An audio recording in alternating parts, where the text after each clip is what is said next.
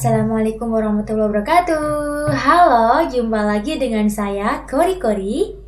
Pada kesempatan kali ini kita akan melanjutkan sinau bareng mengenai soal dan pembahasan SKB Akuntansi Pemerintahan bagian 4. Soal-soal ini bisa kita manfaatkan untuk latihan SKB Penata Laporan Keuangan, Penata Laporan Keuangan, Penyusun Laporan Keuangan, Analisis Laporan Keuangan, ataupun yang berhubungan dengan akuntansi pemerintahan di pusat maupun daerah. Soal yang pertama, PP nomor 71 tahun 2010 adalah peraturan tentang A. Standar akuntansi pemerintahan, B. Pedoman pengelolaan keuangan daerah, C. Penerapan standar akuntansi, D. Dana perimbangan, E. Pengelolaan dan pertanggungjawaban keuangan daerah. Ya, jawabannya adalah yang A. Teman-teman pasti sudah familiar sekali dengan peraturan ini ya. Jadi untuk yang B, Pedoman Pengelolaan Keuangan Daerah itu terdapat dalam Permendagri nomor 13 tahun 2006. Sedangkan yang C, Penerapan Standar Akuntansi terdapat dalam Permendagri nomor 64 tahun 2013.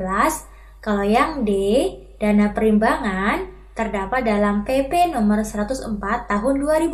Sedangkan yang E, pengelolaan dan pertanggungjawaban keuangan daerah ada dalam PP nomor 105 tahun 2000. Jadi, nomor 1, jawaban yang benar adalah yang A. Soal nomor 2. Yang termasuk arus kas masuk dari aktivitas operasi adalah kecuali A. Penerimaan perpajakan, B. Penerimaan negara bukan pajak atau PNBP atau retribusi, C. Penjualan aset tetap, D. Penerimaan hibah, atau E. Penerimaan transfer. Ya, jawaban yang benar adalah yang C. Karena penjualan aset tetap itu merupakan arus kas masuk dari aktivitas investasi yang mencerminkan penerimaan kas bruto dalam rangka pelepasan sumber daya ekonomi yang bertujuan untuk meningkatkan dan mendukung pelayanan pemerintah kepada masyarakat di masa yang akan datang. Jadi, nomor 2 jawabannya adalah C. Soal nomor 3.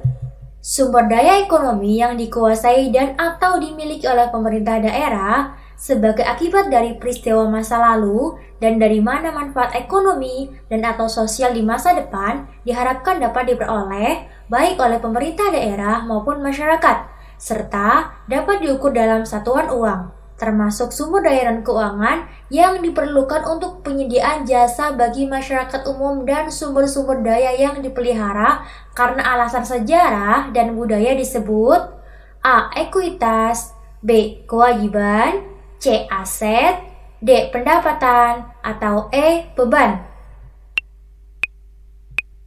Ya, jawaban yang benar adalah C. Aset. Pertanyaannya panjang sekali ya. Oke, kita bahas satu persatu. Untuk yang A, ekuitas itu adalah kekayaan bersih pemerintah daerah yang merupakan selisih antara aset dan kewajiban pemerintah daerah. Kalau yang B, kewajiban adalah utang yang timbul dari peristiwa masa lalu yang penyelesaiannya mengakibatkan aliran keluar sumber daya ekonomi pemerintah daerah. Sedangkan yang D, pendapatan itu semua penerimaan kas daerah yang menambah ekuitas dana dalam periode tahun anggaran yang bersangkutan yang menjadi hak pemerintah daerah dan tidak perlu dibayar kembali oleh pemerintah daerah tersebut. Sedangkan yang E, beban adalah kewajiban pemerintah yang diakui sebagai pengurang nilai kekayaan bersih. Jadi, nomor 3 jawabannya adalah C. Soal nomor 4. Berikut ini yang termasuk dalam akun nominal adalah A. Mesin dan peralatan, B. Gedung, C. Piutang, D. Belanja, atau E. Ekuitas. Dan jawaban yang benar adalah yang D. Akun nominal itu bisa disebut juga dengan akun sementara, yaitu akun yang pada akhir periode dilaporkan pada laporan realisasi anggaran dan laporan operasional yang meliputi akun pendapatan LRA, belanja, pembiayaan, pendapatan LO, dan beban. Jadi, untuk yang nomor 4, jawabannya adalah yang D. Soal nomor 5. Kewajiban pemerintah yang diakui sebagai pengurang nilai kekayaan bersih disebut A. Pendapatan LO, B. Beban, C. Transfer, D. Akun luar biasa, atau E. Belanja. Jawaban yang benar adalah B. Beban. Kita bahas satu persatu ya. Untuk yang A, pendapatan LO itu adalah hak pemerintah yang diakui sebagai penambah nilai kekayaan bersih. Untuk yang C, transfer adalah penerimaan atau pengeluaran oleh suatu entitas pelaporan lain termasuk dana perimbangan dan dana bagi hasil.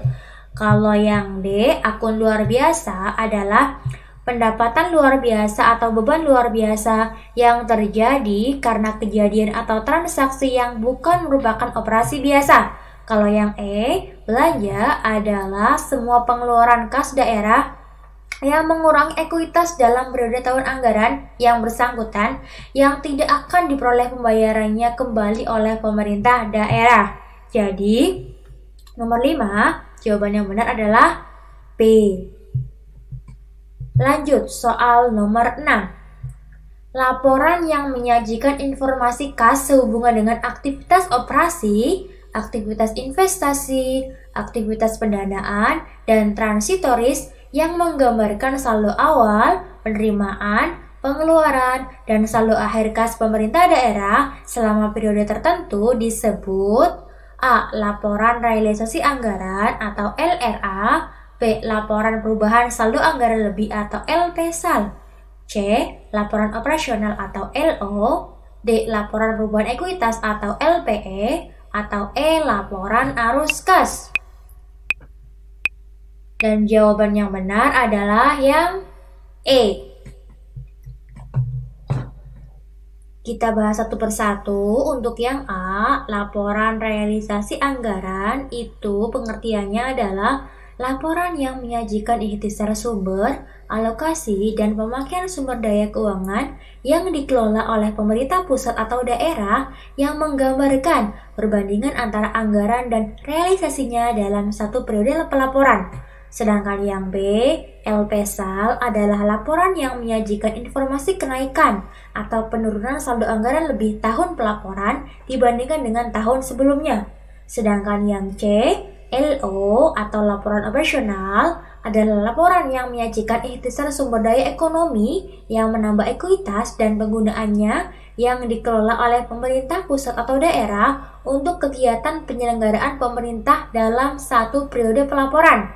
Kalau yang D, laporan perubahan ekuitas adalah laporan yang menyajikan informasi kenaikan atau penurunan ekuitas tahun pelaporan dibandingkan dengan tahun sebelumnya.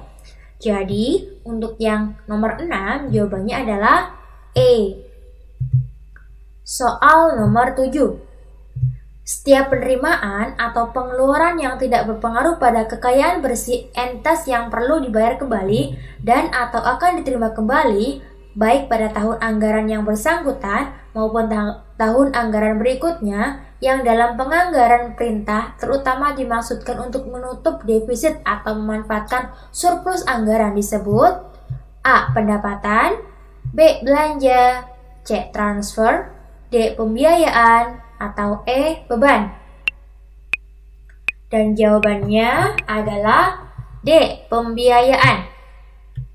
Kalau yang A, pendapatan itu adalah semua penerimaan kas daerah yang menambah ekuitas dana dalam periode tahun anggaran yang bersangkutan yang menjadi hak pemerintah daerah dan tidak perlu dibayar kembali oleh pemerintah daerah.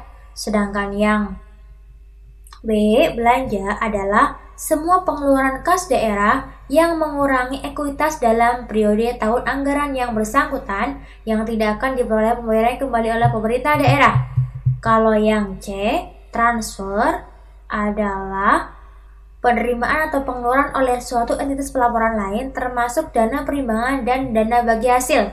Sedangkan yang E, beban adalah kewajiban pemerintah yang diakui sebagai pengurang nilai kekayaan bersih. Jadi, nomor 7 jawabannya adalah yang D, pembiayaan. Soal nomor 8. Informasi yang disajikan dalam laporan keuangan harus dapat dipahami oleh pengguna laporan keuangan dan dinyatakan dalam bentuk serta istilah yang disesuaikan dengan batas pemahaman para pengguna laporan disebut A. Relevance, B. Reliable, C. Comparable, D. Understandable, atau E. Compatible. Jawaban yang benar adalah D. Understandable. Atau dapat dimengerti. Ya, untuk yang A, relevan, atau laporan keuangan pemerintah daerah dikatakan relevan apabila informasi yang termuat di dalamnya dapat mempengaruhi keputusan pengguna laporan keuangan. Kalau yang B, reliable atau andal, itu informasi dalam laporan keuangan pemerintah daerah harus bebas dari pengertian yang menyesatkan dan kesalahan material, menyajikan setiap kenyataan secara jujur, serta dapat diverifikasi. Kalau yang C, comparable atau dapat dibandingkan, informasi yang termuat dalam laporan keuangan pemerintah daerah akan lebih berguna jika dapat dibandingkan dengan laporan keuangan periode sebelumnya atau laporan keuangan pemerintah daerah lain pada umumnya. Sedangkan yang E, compatible, itu bukan termasuk karakteristik kualitatif laporan keuangan. Jadi, nomor 8 jawabannya adalah D. Soal nomor 9. Kode rekening dari akun pengeluaran beban adalah A5, B6, C7, D8, atau E9. Ya, jawabannya adalah E9. Untuk yang A, akun 5 itu termasuk akun belanja. Kalau yang 6 itu transfer, sedangkan kode akun 7 adalah pembiayaan. Kalau 8 yang D itu pendapatan LO. Jadi, nomor 9 jawabannya adalah E. Soal nomor terakhir. Informasi transaksi telah direkam dalam buku besar. Selanjutnya, dicatat dalam A. Jurnal umum, B. Laporan keuangan, C. Jurnal penyesuaian, D. Neraca saldo, atau E. Kertas kerja. Dan jawaban yang benar adalah yang D. Berikut ini langkah-langkah dalam menyusun laporan keuangan pemerintah. Yang pertama, pencatatan jurnal anggaran dan saldo awal di buku jurnal. Yang kedua, analisis transaksi dan pencatatan transaksi di buku jurnal. Yang ketiga, pencatatan jurnal penyusunan di buku jurnal. Yang keempat, posting ke buku besar. Yang kelima, penyusunan neraca saldo setelah penyesuaian. Yang keenam, penyusunan laporan keuangan. Yang ketujuh, pencatatan jurnal penutup di buku jurnal. Dan yang terakhir, penyusunan neraca saldo setelah penutupan. Oke teman-teman, demikianlah pembahasan kali ini. Terima kasih sudah menonton. Jika dirasa video ini bermanfaat, silakan share agar lebih banyak orang yang bisa merasakan manfaatnya. Dan jangan lupa juga like dan subscribe agar teman-teman selalu mendapatkan informasi video terbaru dari kami. Bagi yang menginginkan soft file soal dan pembahasan ini, teman-teman bisa komen di kolom komentar alamat email teman-teman ya. Nanti kita akan kirimkan soft filenya. Terima kasih, sampai jumpa di video berikutnya. Assalamualaikum warahmatullahi wabarakatuh.